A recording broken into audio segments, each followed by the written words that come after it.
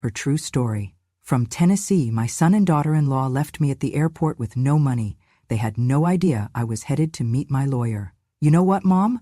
We only bought you a one-way ticket. The return trip? You'll figure it out. That was what my daughter-in-law said as she rolled her designer luggage into the first-class lane, not even glancing back at me. She smiled, the kind of smile people wear when they think they are doing you a favor by telling you a hard truth. You've got a phone.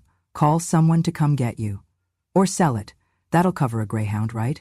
And just like that, they were gone.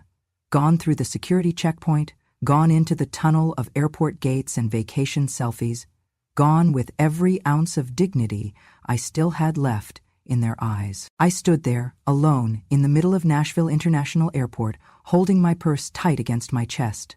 No suitcase, no boarding pass, no ticket, just a thin sweater and a printed itinerary I now realized was for show. They had never meant for me to come back with them. I had never been meant to be part of this trip at all. The noise of the airport swelled around me, calls for boarding, rolling suitcases clacking over tile, laughter in a language I no longer understood. I felt like a statue in a place that never paused. People glanced at me, then looked away quickly. One woman gave me a polite smile that melted into pity the moment her eyes dropped to the empty space where my luggage should have been. I wanted to disappear, and for a moment I did. Just hours earlier, I had woken up believing I was part of something. A family trip, they had called it. A healing getaway after the funeral. My husband, God rest him, had passed just 2 months ago, 42 years married. We buried him on a rainy Monday. They said I should get out of the house, get some air, and stop crying all the time. They said this trip would be good for me. So I went. I sold the last set of pearls he gave me, used the money to help with the flights. It's a group effort, they told me, smiling. Everyone's pitching in. But I never saw a receipt. I never saw the return booking. And I never questioned it. Because I was taught to trust family, even when they stopped treating you like one. At check-in, I noticed Tanya's mother had a priority tag on her bag. She had a first-class ticket. So did Tanya and my son Mark. I assumed we'd all be sitting apart for boarding convenience. Tanya said they would come back and check on me after takeoff. But that was before they scanned my ticket and told me it had already been voided. Sorry, ma'am, it shows here that there's no return trip under your name, the attendant said, eyebrows furrowed with that mixture of politeness and dread people use when they do not want to deal with tears. I had smiled at her.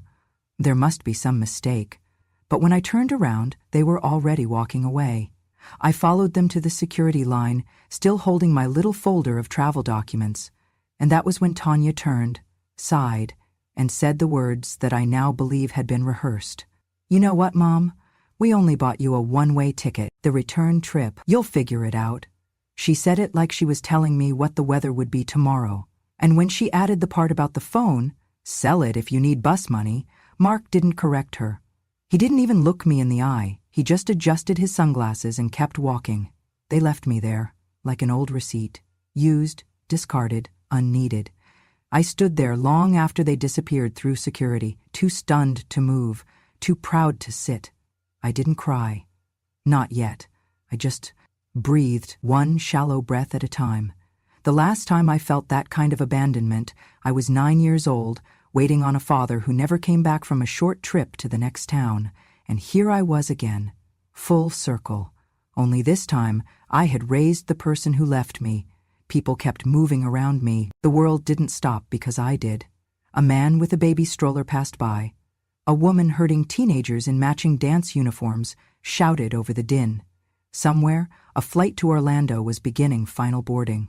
The sun was hitting the glass walls just right, and it hurt my eyes. I looked down at my phone, not because I expected a message from Mark, he wouldn't dare, but to check that it was still in my hand. It was the only thing I had left that said I existed, that I mattered. I thought about calling someone. But who? My sister passed years ago. My friends had their own grown children, their own pains. I wasn't about to call anyone and admit that I had been left behind at an airport by my own family. No, I would not hand them my humiliation. Instead, I took a deep breath, walked over to the nearest bench, and sat down with my back straight and my chin high. I might not have had a ticket home, but I had something else. Tucked in my bra, right next to my heart, was a small envelope. Inside was the business card of a lawyer, my husband's old friend, someone I hadn't seen in years but who had always said, "If you ever need anything, Blake, you come find me." And now I would, because I might have been left with nothing. But that didn't mean I had nothing left to do. Grief does not knock when it arrives. It doesn't ask to come in. It crashes through the front door and sits in your favorite chair like it's always belonged there. That was what it felt like when Jake passed. Not sudden, but complete. One moment he was there, humming off-key in the kitchen, asking where I'd hidden the cinnamon, and the next he was slumped in the hallway, the mug of coffee still warm in his hand. A stroke, they said, massive, irreversible, final. We had been married for 42 years. 42 years of routines and rituals, of fights that ended with quiet forgiveness, of shared looks across rooms when no words were needed, of raising a son and losing a pregnancy and trying again, of watching life unfold in the shape of each other's laugh lines. He died on a Tuesday. It rained that morning. Not the kind of rain that makes you rush inside, but the kind that soaks into the bones without you realizing it. I remember standing at the kitchen sink hours after they took him, watching droplets slide down the window like they were trying to find their way home. I didn't move. I didn't cry. I just listened to the sound of everything being quieter than it had ever been. The days that followed were a blur of casseroles and condolences. People I hadn't seen in years brought flowers and stories, most of which I was too numb to absorb. The funeral was short. Jake never liked being the center of attention. He used to say, "If anyone cries at my funeral, make sure they bring a mop." I tried not to cry, but I brought tissues anyway. After the service, I went home alone to the house we built together. The bed felt too big. The rooms echoed differently. His slippers were still under the nightstand. His toothbrush sat beside mine like nothing had changed, as if grief wasn't a thief but just a shadow, polite enough to knock before stealing everything that mattered. The weeks crawled by. Some days I didn't leave the house. I'd sit in the chair he loved most and try to remember the exact way he laughed when something was really funny, that belly-deep chuckle that made his shoulders bounce. I tried to remember how he looked at me when I came into a room. I tried to remember who I was before I became the widow. And then one morning, Mark came by. He hugged me, light and distracted, and said, "Mom, I was talking to Tanya and we think it'd be good for you to get away for a bit." "Away?" I repeated. "Yeah, just a short trip," he said, "to clear your head. We're thinking of taking the kids down to Florida for spring break. You should come, it could be nice." Tanya nodded beside him, all practiced sympathy. "Just to breathe a little. Change of scenery. Don't you think Jake would want that for you?"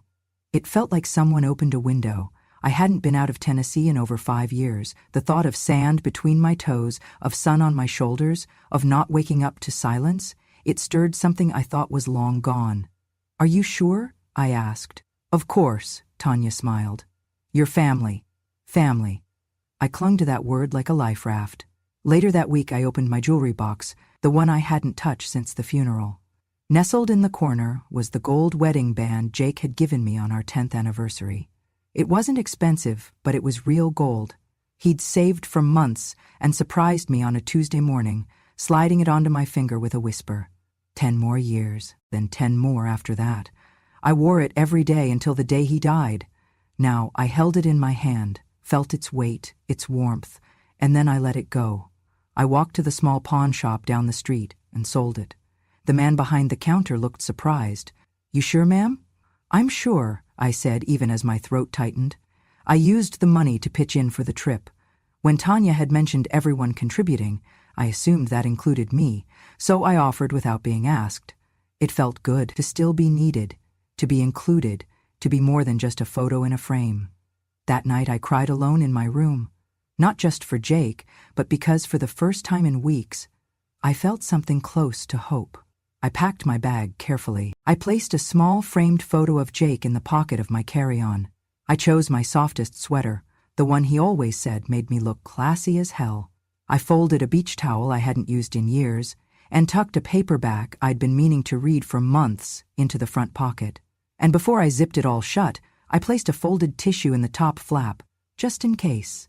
I didn't know that by the time I reached the airport, all of it, the bag, the towel, the hope, would be gone. That the woman I had been, while packing, would not be the same woman left standing alone at gate B22, that I had not been invited out of love or grief or even pity. I had been included for convenience, for what I could give, not who I was. I see that now. But back then, in those days between the funeral and the flight, I believed in the story they told me, that I was still part of the family, that I was still wanted. I was wrong. There is a particular kind of silence that falls when you realize you are not part of the plan. Not forgotten, because forgetting implies accident. No, this is different.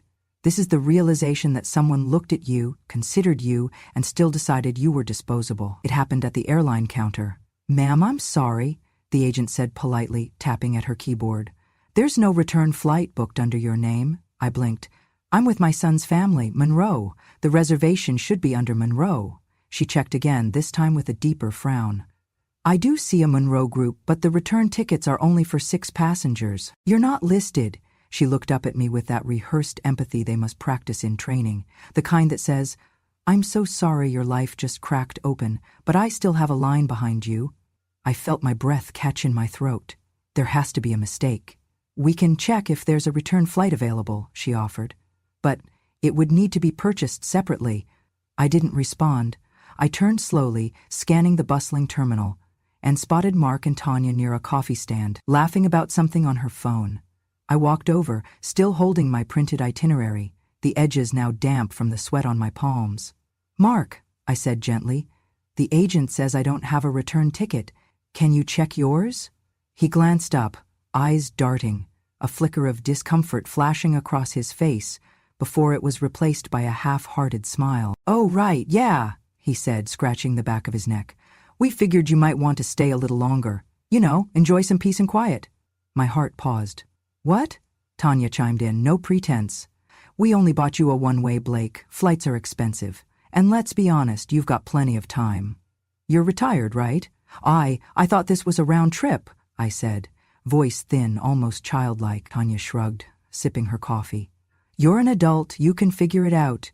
You've got your phone, there's Wi-Fi, or call someone to help. This is a vacation, not a charity drive." I looked at my son. "Mark?" He didn't meet my eyes. "It just made more sense this way, Mom. We thought it'd be good for you to stay a few extra days, maybe even see some friends. I didn't pack for more days."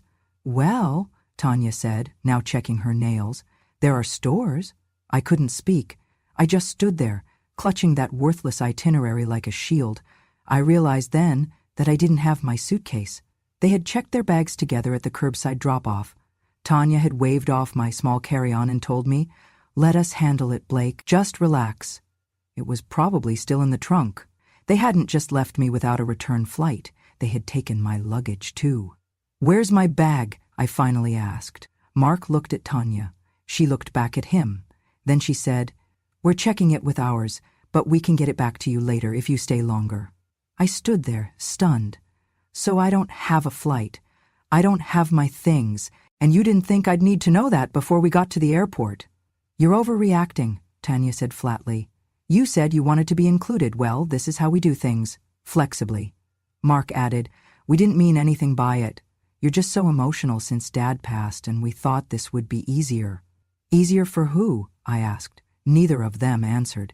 Instead, Tanya reached down, zipped up her designer bag, and said, "We've got to head to security. Our boarding group's almost up." And that was that. They walked away. No hug, no apology, no recognition that I had been reduced to an afterthought with a boarding pass. I stood there as they moved toward the TSA line, Tanya's heels clicking confidently, Mark carrying nothing but his carry-on and a face void of shame. For a moment, I felt like I was sinking, like the floor under me had given way, and I was slowly being pulled into the kind of loneliness no one ever warns you about, the kind that doesn't come from being alone, but from being discarded by the very people who should love you most. A woman pushing a stroller bumped gently into me and apologized. I nodded but couldn't speak.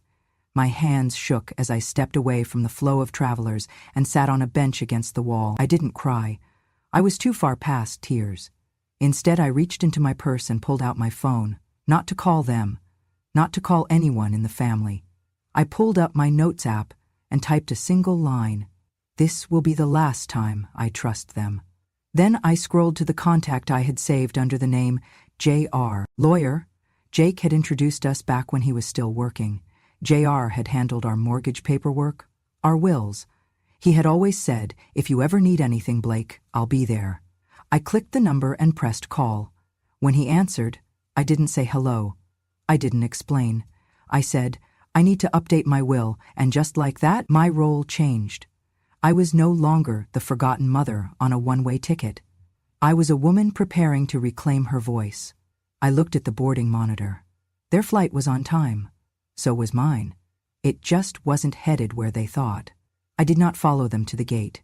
I sat on that bench in the airport terminal until their flight disappeared from the departure board, until the loudspeaker announced final boarding and no more messages came through from Mark. Not that I expected one. He and Tanya had likely settled into their extra legroom seats, sipping complimentary orange juice, already posting filtered photos with captions about family time and recharging. But I wasn't part of that caption. Not anymore. I reached into the side pocket of my purse, past the folded tissues, the peppermints, and the hand cream. My fingers found the envelope before I even looked, the one I'd kept tucked away for 6 years. It was something Jake and I called our break glass in case of fire fund. We started it after his heart scare. Just a few $100s at first. Then we added to it, quietly, as we got older. A 50 here, a 20 there. Sometimes 100 slipped in after a tax return. It was never meant for groceries or birthday gifts. It was meant for the day one of us had no one else to rely on and needed to move fast. I unfolded the envelope. $960, 0 cents in cash, still crisp from the bank. It was not much, but it was mine, and more importantly, it was enough. I flagged down a cab at the curb outside the airport, gave the driver an address I hadn't spoken aloud in years, 287 Jefferson Street, Monroe and Wade Law Office. He nodded and pulled into traffic. The cab smelled faintly of pine and something fried. I stared out the window as the familiar streets passed. Strip malls, gas stations, the aging heart of Tennessee where I'd spent most of my adult life. The last time I was at that law office, Jake had just retired. We had gone in to sign our first will. Back then, it was simple, everything to each other, and then to Mark. We had been so sure of our legacy, so sure of our son. Now I wasn't sure of anything, except that the name on that paper no longer deserved what it promised. J.R. was still there, older now, a little slower to stand, but his handshake still firm. "Blake," he said, eyes widening with surprise. "I haven't seen you in years. I was sorry to hear about Jake." "Thank you," I said, sitting carefully. "I'm here because I need to change my will." He raised an eyebrow. "All right. Anything specific?" I nodded. "I want to remove my son and daughter-in-law from every part of it." He paused. "You're sure?" "I'm sure." He didn't ask why. J.R. had known Jake well enough to know I didn't do anything lightly. He just opened a folder, clicked his pen, and waited. "I'd like to add a new beneficiary," I continued.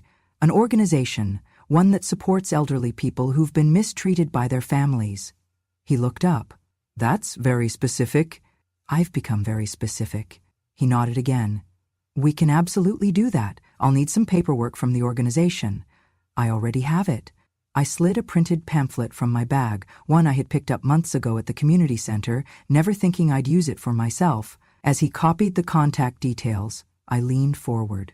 "And while we're at it, I want to make sure that what happened to me, being left behind, taken advantage of, is something I can legally respond to, not just emotionally." "You mean financial exploitation?" he asked. "Yes, elder abuse," I said clearly. "Is there anything in the law that protects people like me?"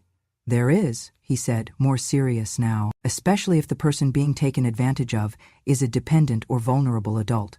Did they access your funds directly?" "No, I gave it freely," I said, voice steady, "but under false pretenses. They led me to believe I was part of something I wasn't." He nodded slowly. "We can explore that. At the very least, I can help ensure they never touch another cent of what's yours." "Good," I said, "because I want this change notarized, effective immediately, and I want it sent to a third-party executor. I don't want anyone in my family touching my affairs ever again." "You got it," he started typing. For the next hour, we went line by line through the old will, name by name, number by number. Every assumption Jake and I had built now dismantled. Not out of spite, but out of clarity. By the time I left, I had a new folder in hand, a new plan, a new understanding of who I could count on. I walked out into the sunlight and didn't feel weak. I felt clean. I flagged another cab and gave them the name of a modest downtown motel. Not where I would stay forever, just for the night. Enough time to rest. Enough time to think. Enough time to remind myself that a woman with no return ticket is not a woman who's lost. She's a woman who has finally chosen her own direction. By the time morning light poured through the thin curtains of my motel window, the paperwork was done. It was official. My son and daughter-in-law were no longer part of my will. Their names, once written in confident ink on the lines labeled primary beneficiaries, were now erased. Replaced not with anger, not with vengeance, but with something far more powerful: intention. I didn't do it in a fit of rage. I did it slowly, deliberately, carefully, because some choices aren't made in a storm. They're made in stillness, after you've finally stopped pretending the rain will pass. The night before, after leaving JR's office, I sat on the motel bed with the documents spread out before me. Pages and pages of numbers, clauses, signatures. My life reduced to columns and categories. But also, for the first time in years, my life under my control again. It wasn't a large estate, nothing worthy of headlines, but it was enough. The house Jake and I paid off after 30 years. The farmland my father left me that we'd leased quietly for cattle grazing. A handful of investment accounts we had tended like a backyard garden, and the savings I had kept separate, money he insisted I maintain just in case. Well, the case had come, and now it would serve a purpose. I left it all to an organization called Elder Haven, a nonprofit focused on supporting older adults abandoned or financially exploited by their families. Housing assistance, legal protection, community programs. They helped women like me, and I knew I wasn't alone. I included a personal letter in the bequest, addressed to no one in particular, but written to every woman who might one day sit where I sat. Left behind, dismissed, treated like a burden instead of a blessing. If you are reading this, I wrote, you are not invisible, you are not crazy, and you are not done yet. That morning, before checking out of the motel, I called JR one last time. I want a digital copy, I said, scanned and password protected, sent only to the email I'll give you now. Do not share it with anyone else, not even if they come asking. He didn't question me. Understood. Also, I added, I want the original stored at your office, locked, fireproof, with only you and the executor you named having access. You got it, Blake. And if anyone from my family contacts you, he didn't even pause. I'll remind them they were removed by your own hand. I exhaled. It was done. The chain had been cut. Not in fury, but in quiet freedom. It's a strange thing erasing someone you brought into the world from the future you once dreamed for them, but the truth is, they were never meant to inherit what they tried to buy with disrespect. Inheritance isn't just about money. It's about trust, and trust, once broken like mine had been, cannot be rebuilt with phone calls or flowers. It must be earned, and they had not even tried. Later that afternoon, I mailed copies of my documents, not to my family, but to a safety deposit box I opened in my own name. I listed myself as the sole key holder. I changed the passwords to my accounts. I updated every emergency contact form that still listed Mark, and when the bank teller asked, "Would you like to add a family member for access?" I smiled. "No," I said. "Just me." Just me. Those two words had once sounded lonely, but now they sounded like survival, like strength, like starting over, not as someone's mother, someone's widow, someone's background presence, but as a woman reclaiming the story she still had the right to write. As I walked back to the motel to grab my bag, I passed a small park where children were climbing on jungle gyms, shrieking with joy. I sat on a bench for a moment, let the sun hit my face, and remembered something Jake used to say, "Everything you plant won't grow. But what does, that's yours. That's your legacy." I had planted enough. Now it was time to grow something new. I went back one final time, not to make a scene, not to deliver speeches, not even to say goodbye, just to take what was mine. I scheduled the moving truck for a Tuesday morning, midweek when I knew Mark and Tanya would both be at work. I did not want to see their faces. I didn't want another performance of concern, another round of shallow apologies delivered too late. I wanted peace. I wanted silence. The house looked smaller when I returned, or maybe I had just outgrown it. The shutters needed repainting. The front steps sagged. The wind chimes Jake had hung still clinked softly against the breeze, but they didn't make me smile like they used to. Nothing did in that house anymore. I let myself in with the spare key, still hidden in the planter, exactly where we'd left it for emergencies. And this, I thought, qualified. The movers were fast and kind. I'd hired them myself, from a town 2 counties over. I wanted no gossip, no small-town whispers. I'll be taking just a few things, I told them. A chair, Jake's favorite, the one that molded to his back after decades of reading in it, a box of books, our wedding album, his navy cap, my mother's quilt, nothing else. Not the furniture we bought together, not the dishes that once held Sunday roast, not the mattress we replaced after 30 years because he said I deserved better, just the pieces that still felt like truth. I walked through the rooms slowly, the kitchen where I had baked every birthday cake, the living room where we had danced on our anniversary, just the 2 of us, barefoot and tipsy, the hallway where Jake had fallen that day, coffee still steaming in his hand. I didn't cry. I had cried enough. I left the keys in a sealed envelope on the kitchen counter, along with a short note. Don't call, don't ask. I am exactly where I want to be. And then I left. The ride to the new place took under 2 hours, but it felt like crossing into another life. The sign out front read Willow Grove, Independent Living for Seniors with Dignity. I had toured it once before, quietly, with Jake. He wanted to make sure we had options, though I told him I'd never leave our home. Maybe one day, he said, grinning, if they have good pudding. Willow Grove had more than pudding.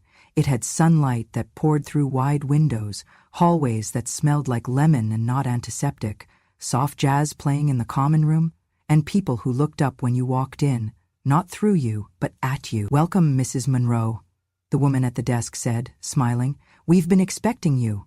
It was the first time in months I'd heard someone say my name like it mattered. I was shown to a corner unit with a view of the courtyard.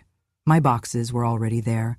My chair had been placed near the window. On the table was a welcome basket with jam, crackers, and a note handwritten by the director. Thank you for helping us make this place possible. Now it's yours, too. Because what they didn't know, what Mark and Tanya would never know, was that Willow Grove had been funded, in part, by the very donation I made through Elder Haven.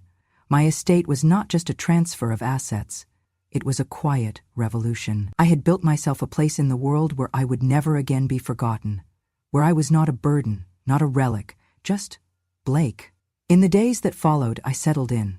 I joined the afternoon book circle. I met a retired teacher named Helen who made me laugh so hard I spilled coffee down my blouse. I started attending a watercolor class on Thursdays. I even signed up to lead a workshop on letter writing, something I'd done with Jake every Sunday for years. The best part? At 5:00 p.m., someone always came knocking to say, dinner's ready. Not because they wanted anything, just because they wanted me there. There was a seat with my name on it, and for the first time in a long time, I sat down without hesitation. I wasn't in the way. I wasn't tolerated. I was welcomed. The house I left behind was no longer my home. Because home isn't where you store things. It's where you are wanted. And I was finally home. It took 6 months. 6 months of silence. 6 months of peace. 6 months of morning coffee in the sunroom at Willow Grove, of learning how to sketch birds in watercolor, of hearing my own name spoken with kindness and never followed by a sigh. 6 months of not looking back, and then it arrived, the day I had circled in red on my private calendar, the one pinned discreetly inside my armoire door, notification sent. That morning JR emailed me with just one sentence. Letters have been delivered as of 9:00 IM. I didn't reply. I didn't need to. By 11:00 IM, the phone started ringing. Mark, 16 calls in one day. I watched them come in one by one, the name flashing on the screen of my cell, a name I had once loved so fiercely it nearly unmade me.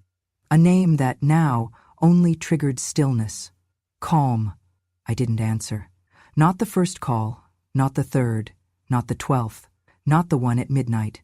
There was no message left, just rings, and more rings, like the frantic pacing of someone who had finally realized the door was locked and they were no longer welcome inside. By the next morning, the email came. Subject line, "I'm sorry, Mom, but at least let us keep the garden." I opened it, not because I expected sincerity, but because I was curious. Curious how he would phrase it.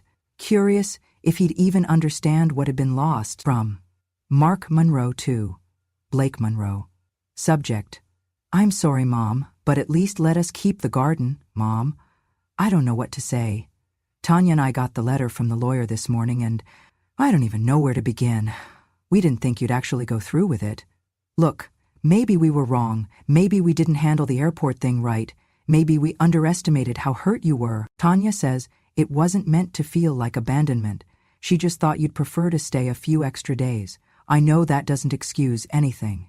But this, Mom, this is serious. You've removed us from everything. The house, the savings, the land. Even the joint account we used for the kids' school fees has been frozen. I'm not saying we didn't deserve something, but you're cutting us out completely. After everything? After all the years? At least let us keep the land behind the house. The garden. You know the kids helped plant it. You know it means something. We're not perfect, but we're your family. Can we please talk? Just one call. Just 5 minutes. Mark, I read it once, then again, and then I closed the laptop and sat back, letting the words settle. We didn't think you'd actually go through with it. That sentence alone told me everything I needed to know. They thought I was too old, too soft, too desperate to be included. They thought I would bark but never bite, weep but never walk away. They mistook kindness for weakness, and now they were shocked that the woman who once sewed buttons on their coats had the backbone to write them out of the story. But I had, and I would not undo it, because they hadn't just left me at an airport. They had left me behind in every way that mattered long before that. They had chosen comfort over care, convenience over compassion, performance over presence. And now they wanted land? For the garden? That garden they never once asked me to help water, the one Tanya posted about online as her sacred space, but never mentioned my name in once? They could have it. In memory, not in deed, because it no longer belonged to them. It now sat under the care of Elder Haven, whose regional director had already visited the site and proposed turning the land into a therapeutic horticulture program for aging women with memory loss. My land, my choice, my legacy. At Willow Grove, we had a small library. That afternoon, I went there and pulled out a book of poetry. I wasn't even reading it. I just needed the weight of something honest in my hands. Helen, my new friend with the sharp tongue and soft heart, slid into the armchair beside me. "You've got that look again," she said. "What look?" I asked. "The one people wear after they've just told the world who they really are." I smiled. "Maybe I have." She grinned. "Good. That world needed to hear it." I looked down at the email on my phone one last time, reread the closing plea. Just 5 minutes. I thought about replying. One line, something clean, something true. Instead, I powered the phone off. Then I picked up my pen and wrote in my journal. Some things are inherited, others are earned, and some, like peace, are created from scratch. Let them wonder. Let them rage. Let them miss the sound of my voice when birthdays come and go, because I would be here, surrounded by people who didn't expect me to fund their comfort in exchange for their absence, surrounded by names I chose, not those who used to belong, but those who still saw me. I didn't owe anyone a conversation. I had already given them something better, a clear goodbye, and a door that no longer opened. Some days now I forget what silence used to sound like, the sharp kind, the empty kind, the kind that sat with me in the house after Jake passed, after the casserole dishes stopped coming, after my own son stopped asking how I was holding up. The silence at Willow Grove is different. Here, it hums gently. It waits for you. It does not shame you for resting or for remembering. I spend my mornings with the book club, 6 women and 1 soft-spoken man who brings crossword puzzles to share. We argue over plot twists, laugh too loud at scenes no one else would find funny, and drink tea with names none of us can pronounce. We belong to one another in the simplest way, by showing up. In the afternoons, I take gentle yoga in the courtyard. My balance is not what it used to be, but no one minds. The instructor always tells me, "You're stronger than you think." And for the first time in my life, I believe it. I've taken up painting again, something I gave up decades ago when life got busy, when Mark was young, when Jake worked late. My brush strokes are shaky, my colors too bold, but my heart swells when I step back and see something, anything, that I created just for me. One evening, while organizing some of the communal art supplies, a woman named Ruth looked at me across the table and asked softly, "Do you ever regret it?" She didn't specify what it was. She didn't have to. We all knew what she meant. I looked her in the eyes and said, "I regret not doing it sooner." She nodded. No more questions. That night, I sat alone in my room. The window was open, letting in the breeze. On the table was a framed photo of Jake, the one I brought from home, the one where he's laughing with his whole face, eyes nearly shut, hands mid-vesture. I lit a candle for him. Not for grief, but for gratitude. "I'm okay," I whispered, "more than okay." Then, after a moment, I added something I hadn't even known I needed to say. They thought I'd fall apart when they left me. They thought I'd panic, beg, chase after them. I leaned in closer, looking at his picture as if he were sitting across from me at the dinner table. But you know what, love? They're the ones who lost something that day. Not me. They lost their way back. Because that's what they did, isn't it? They mistook silence for weakness. They mistook endurance for consent. They mistook my love for a bottomless well they could draw from forever, without ever pouring anything back in. But now, I don't mistake myself for someone who owes anyone anything. Not Mark, not Tanya, not the grandkids who will one day ask why they don't know me, and who will hear whatever version of the story their parents are bold enough to tell. That's not my burden. I know my truth. I lived it, I survived it, and more than that, I rebuilt from it. Here, I'm not just the old lady who paid for the trip. I'm not a financial resource, not an inconvenience, not a figure fading quietly in a corner. I'm Blake. At Willow Grove, they say my name when I walk in the room. They save me a seat. They ask what I'm working on. They wait for my opinion in the book club before moving to the next chapter. They know when I prefer peppermint tea and when I want chamomile. They remember. They care. They see me. And I see myself. Not as a relic, not as a story that ended when Jake passed, but as a woman who lived through the worst kind of betrayal, the kind that hides behind family smiles, and came out with her name intact. Sometimes at night, I walk the courtyard alone, hand resting on my cane, watching the light spill out from the community room windows.